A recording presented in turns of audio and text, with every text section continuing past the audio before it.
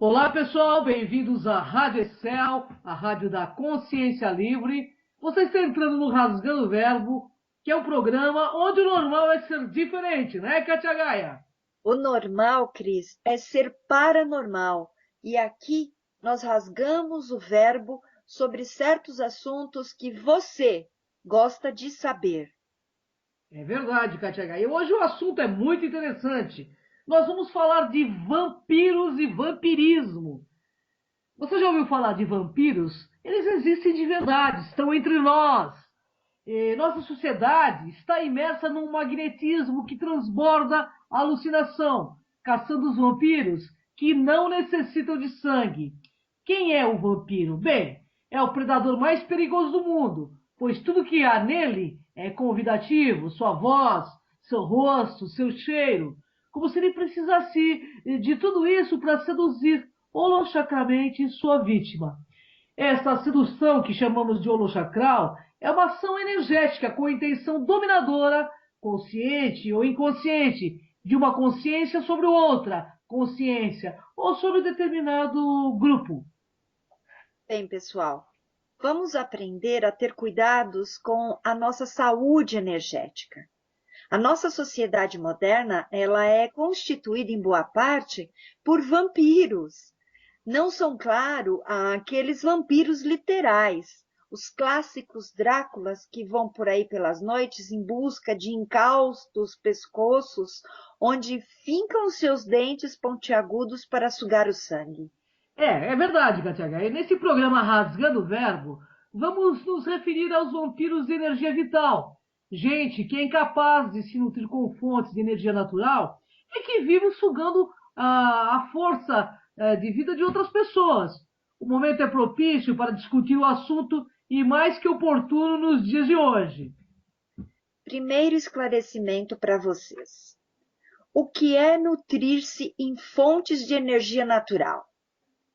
Todo ser vivo, seja ele humano, animal, vegetal, não se alimenta apenas de comida sólida e líquida. Nutre-se também de comida gasosa através do ar que respira e de comida energética representada pelas energias e vibrações que absorvemos e que são produzidas pelo telurismo do planeta Terra, pela natureza, por outros corpos celestes, como o Sol e os planetas, e também pelo cosmos. Bem, Katia Gaia, cada um de nós é um microcosmo químico-energético que sintetiza todas as leis e todos os fenômenos do macrocosmos. Somos, portanto, complexos sistemas de energia interagindo constantemente, olha só, com outros sistemas.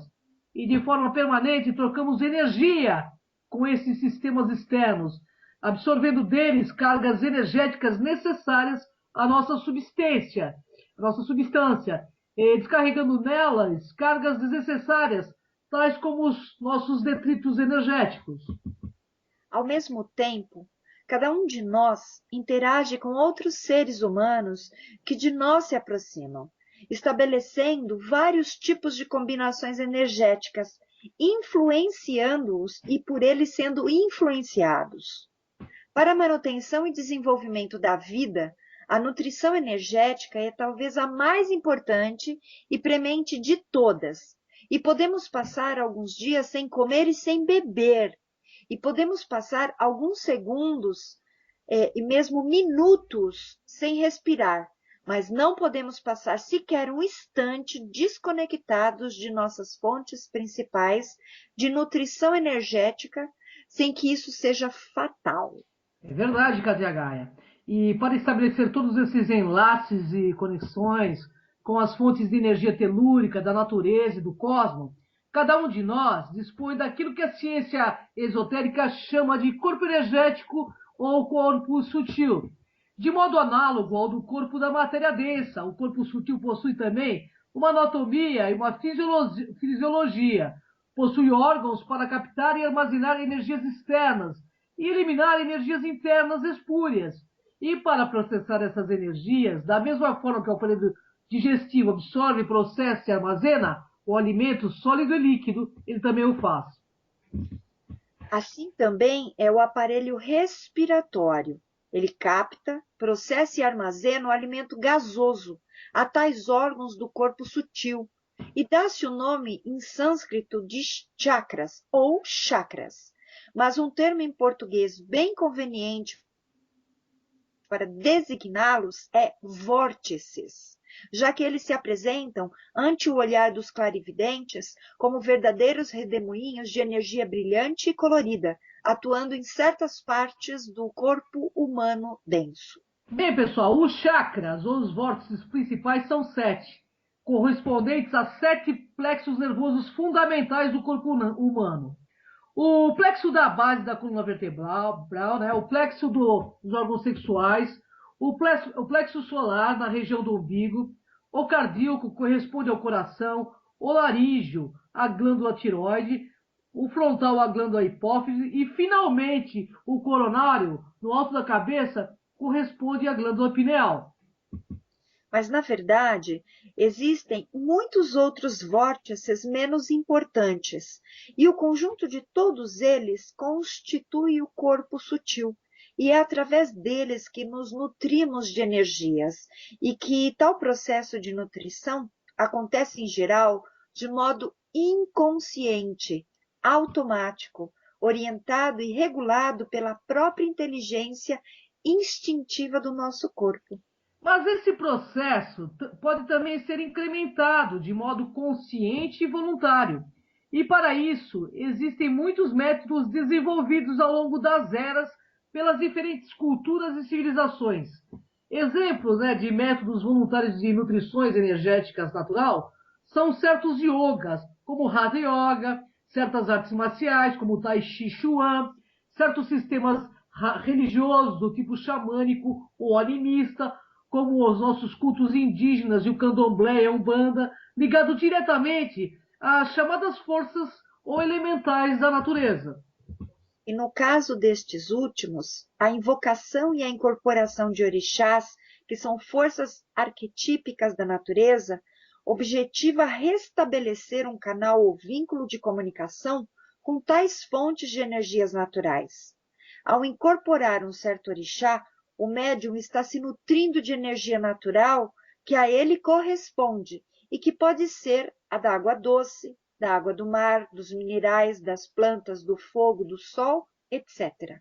Esse médium está ao mesmo tempo funcionando como um intermediário, um transdutor capaz de captar essas energias e redistribuí-las para a assistência que participa do ritual, e toda a operação desse trabalho, quando bem sucedido, constitui um método perfeitamente lícito e saudável de captação de energias naturais necessárias à nossa vida.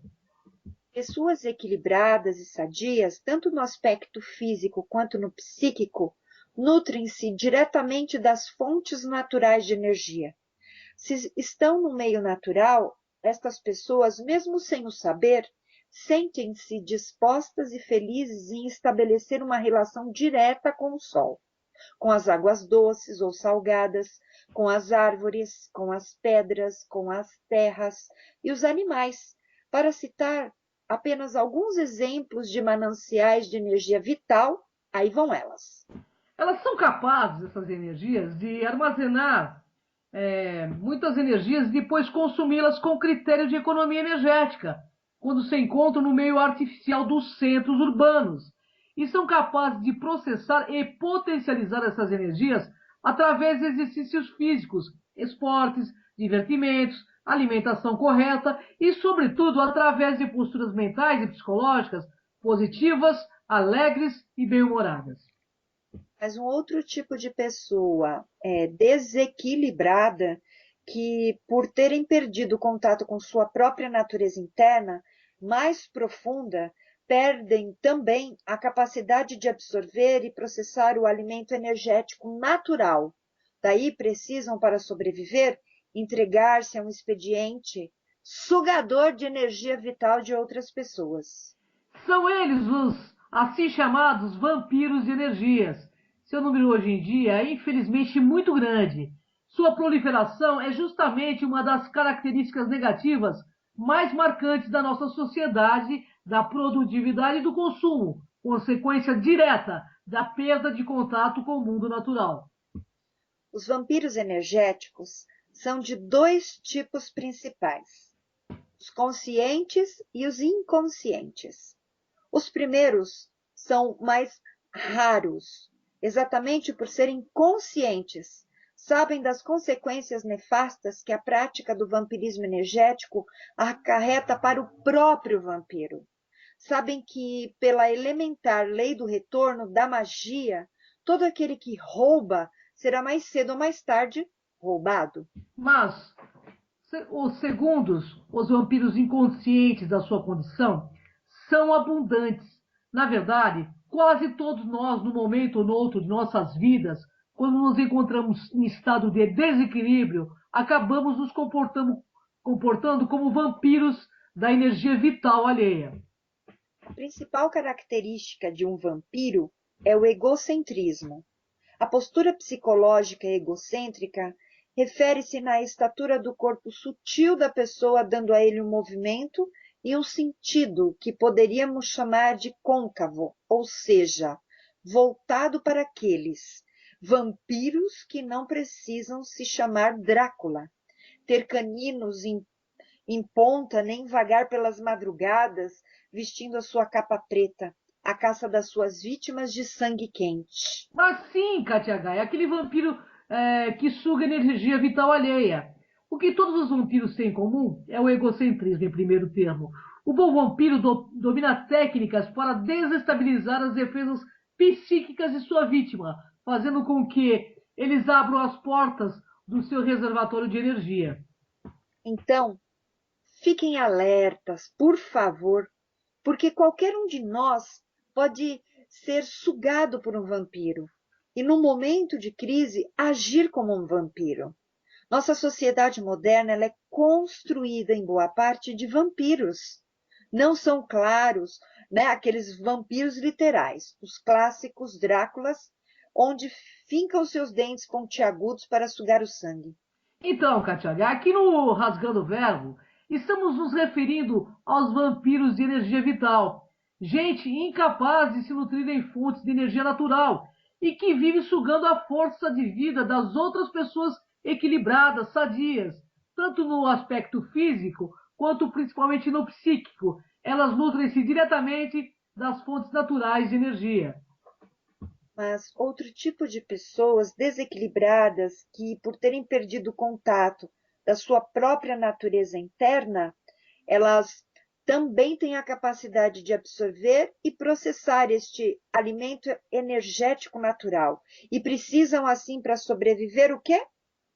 Sugar a energia vital de outras pessoas. São eles assim chamados vampiros, né? Seu número hoje em dia, infelizmente, é muito grande. Sua proliferação é justamente uma das características negativas extremamente marcantes da nossa sociedade de produtividade e consumo, consequência direta da perda do contato com o mundo natural e com nossa própria alma. Então, agora nós vamos conhecer alguns tipos de vampiros. E começaremos pelo vampiro cobrador. Ele cobra sempre, principalmente aquilo que não lhe é devido. Esse vampiro costuma apresentar-se como o credor do mundo. Acha que tem o direito a tudo sem nada dar em troca. Exemplo: se você cruzar na rua com um vampiro conhecido, ele não irá lhe perguntar afetuosamente: Olá, como vai? Que bom rever você. Está tudo bem? Nada disso. Mas ele provavelmente, Katagai, ele vai de imediato cobrar-lhe alguma coisa, dizendo assim, por exemplo, puxa, até que enfim que te vejo, há meses espero um telefonema teu. Você esqueceu que eu existo? Se você engolir a pílula, quero dizer, a cobrança, e vestir a pulsa de culpado, de desatenção pessoal que o vampiro lhe enfiar na sua cabeça, já estará enfraquecendo-se e abrindo uma porta para que ele sugue sua energia. Então não fraqueje. Use imediatamente o melhor antídoto contra o vampiro. E esse vampiro é o cobrador. Cobre de volta. Responda simplesmente: decidi que nunca mais irei lhe telefonar antes de você me ligar para saber se ainda estou vivo. Mas não subestime nunca a força de um vampiro. Trate-se da mesma força de alguém que tem fome e quer comer. É melhor, depois de devolver-lhe a cobrança, dar a ele um adeuzinho rápido e caia fora. É isso aí, Katia Gaia. Agora vamos entender o vampiro crítico, né? Aquele que critica negativamente a tudo e a todos. E seu lema é maldizer sempre, elogiar sinceramente nunca. Transmitir para a vítima uma visão feia e negativa das coisas, das pessoas e do mundo é outra técnica de desestabilização utilizada por vampiros. A crítica impiedosa, a maledicência, tende a criar no ouvinte um estado de alma escuro e pesado. E isso, pessoal, é outro jeito fácil de abrir uma jugular energética e se banquetear com os fluidos da vítima. O antídoto é dizer claramente ao vampiro que ele está exagerando, que você não concorda com essas colocações e que ele deve estar muito infeliz para se concentrar tanto apenas nos aspectos negativos das pessoas, das coisas, do mundo. Dê um adeuzinho rápido e ó, caia fora. Isso aí, Katia Gaia. Você já viu falar do vampiro adulador? É aquele que adula o ego da vítima, cobrindo-o de lisonjas e elogios falsos. Exatamente a técnica que o genial La Fontaine retrata na fábula O Corvo e a Raposa. O corvo no alto de uma árvore carrega no bico um pedaço do queijo. A esperta raposa, ela diz ao corvo que sua voz é magnífica e pede a ele que ele cante. Seduzido pela adulação, o corvo abre o bico, emite um triste grasnido e deixa cair o queijo. Então, ouvintes, a raposa o abocanha e antes de comê-lo, ainda passa uma lição ao estúpido corvo, dizendo assim, ó, aprenda que todo adulador vive à custa de quem o escuta. Cuidado, portanto, com os puxa-sacos. Dentro de cada um deles está um vampiro à espreita, pronto para sugar. E o antídoto, simplesmente, não dê ouvidos ao adulador. Se ele insistir, conte-lhes a fábula de La Fontaine e caia fora. Bom, vamos falar de outro vampiro, né, pessoal? É aquele vampiro reclamador, né? Cada fala ou gesto desse vampiro contém uma reclamação explícita ou implícita. Opõe-se a tudo, exige, reivindica, protesta sem parar. Mas como suas reclamações têm pouco ou nenhum fundamento, esse vampiro, pessoal, raramente dispõe de argumentos sólidos e válidos para defender ou justificar os seus protestos. O antídoto: manda esse vampiro parar de encher o saco e caia fora. O vampiro inquiridor. Ele dispara perguntas sobre tudo, como quem atira com metralhadora. Se você tentar responder, ele cortará sua resposta antes do final, fazendo outra pergunta, talvez de um assunto completamente diverso. Esse vampiro não tem nenhum interesse em obter respostas. A sua técnica visa apenas desestabilizar o equilíbrio da mente da vítima, perturbando o fluxo normal de pensamentos dela. O antídoto, né? Não ocupe sua mente à procura de respostas para as perguntas do vampiro. Para cortar sua investida, reaja fazendo-lhe uma pergunta bem pessoal e contundente. Por exemplo, meu amigo, quando foi a última vez que você fez sexo bem feito com alguém? E não espere a resposta, caia fora, viu? Essa é uma pergunta para mudar tudo mesmo. Mudou tudo, é verdade. Vampiro lamentoso. Para sugar a energia vital da vítima, ataca pelo lado emocional e afetivo. Faz tudo para despertar a comiseração. Apresenta sua vida como um mar de lágrimas, gemidos e prantos. Cheio de mágoas, coloca-se sempre na posição de vítima sofredora diante do mundo carrasco. Antídoto. Diga claramente a este vampiro que você detesta lamentos porque queixumes não resolvem nenhum problema. E se ele insistir, faça menção a alguma solução radical como a eutanásia ou o suicídio. O vampiro morre de medo de morrer. Caia fora. Isso aí, Katia. Ah, você conhece o vampiro pegajoso? Investe contra as portas da sensualidade e da sexualidade da vítima. Aproxima-se como se quisesse lambê-lo com os olhos, com as mãos, com a língua. Parece um polvo querendo envolver a presa com os seus tentáculos.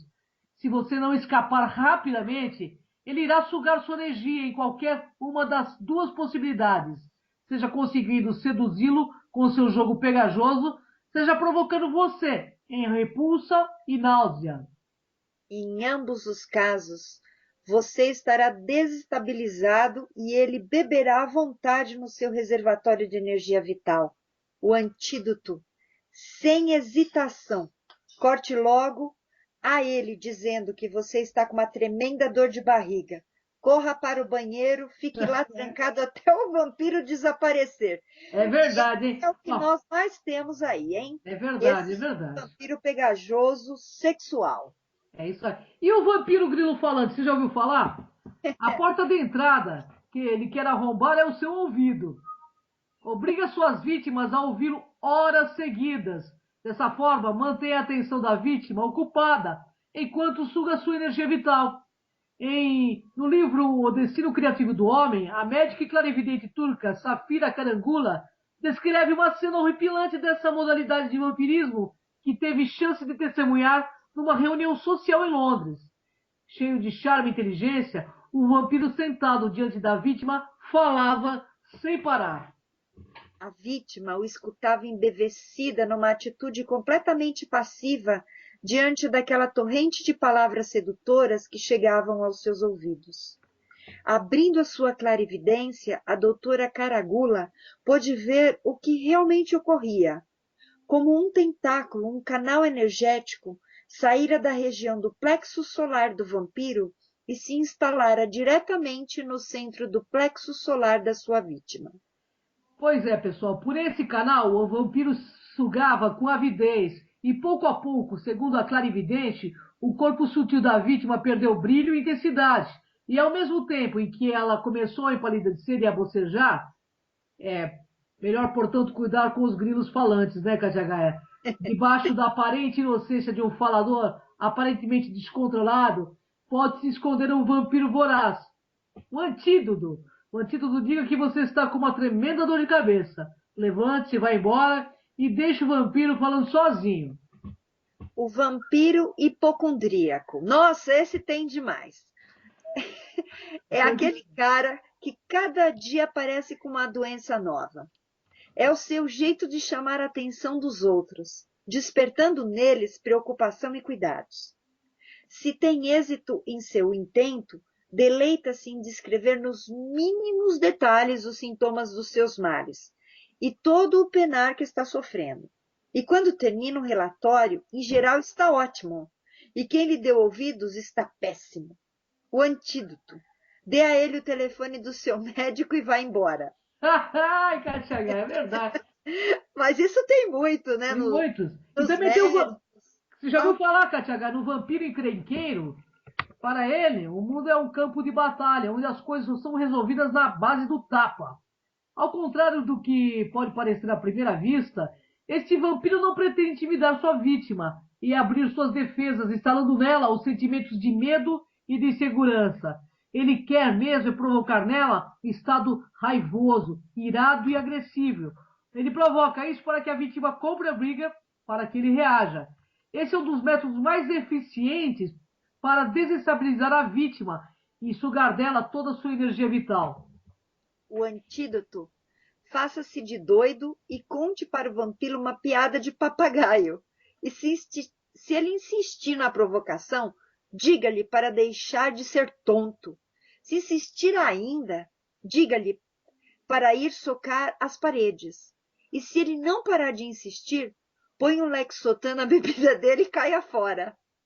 Bem, amigos, embora tenha sido uma pauta até engraçada, é bom saber como agir para que não nos portemos feito vampiros. E também cairmos fora quando identificamos este comportamento. O lance é não entrarmos no jogo, porque este mundo, Cris... É dos despertos, né, Katia Gaia? E, infelizmente, quem não foi vítima de um suga-suga?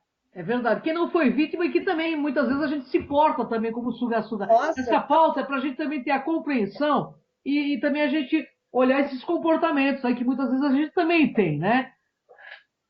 Afinal, como seres humanos, né, Katia Gaia? Todos nós temos Ainda muito a aprender e muito a melhorar, né? Grande aprendizado, sem dúvida alguma. O vampirismo ele está presente em qualquer situação da nossa vida, principalmente pela questão que nós temos do pensamento e daquilo que nós idealizamos e acreditamos que é o outro que possa nos fornecer. Então, por experiência própria, eu digo, é muito difícil sair das garras e dos tentáculos, mas é muito claro que você pode sim sair a partir do momento que você se conscientize de que eles existam. É verdade, é isso aí. A conscientização é o primeiro passo para a gente resolver toda essa problemática, né, Katia Gaia?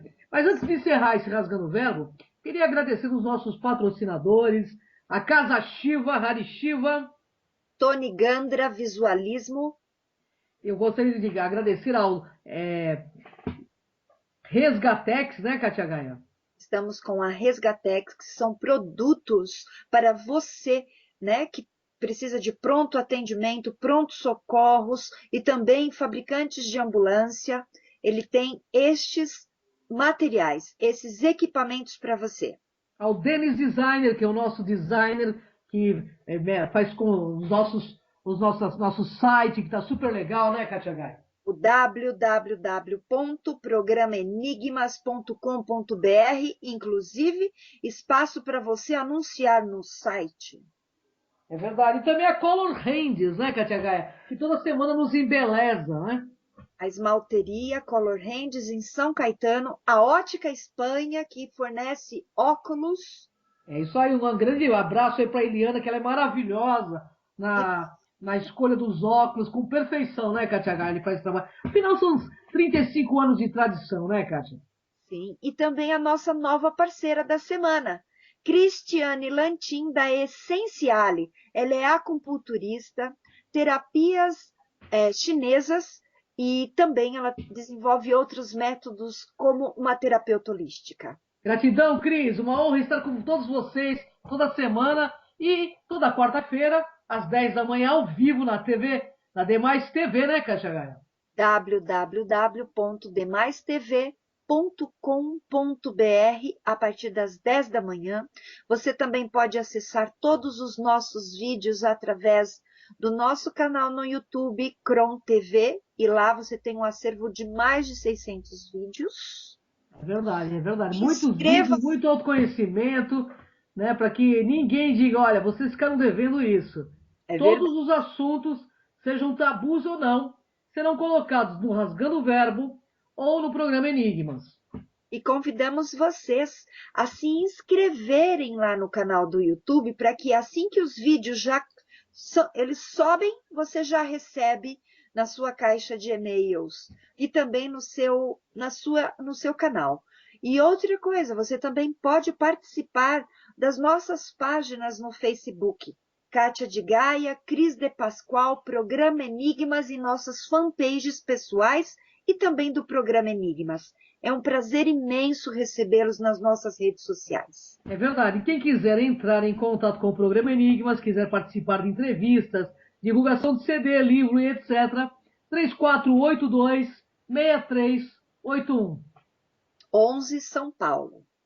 É isso aí. Estamos aguardando você para divulgar seu produto, anunciar a sua empresa. Olha, o retorno é garantido. Com certeza, Katia Gaia. Vamos agradecer aos nossos internautas, a Rádio Excel, a Rádio da Consciência Livre. Gratidão, Katia Gaia, porque semana que vem teremos muitas novidades. Com certeza, gratidão. Gratidão, internautas. Até o próximo Rasgando o Verbo.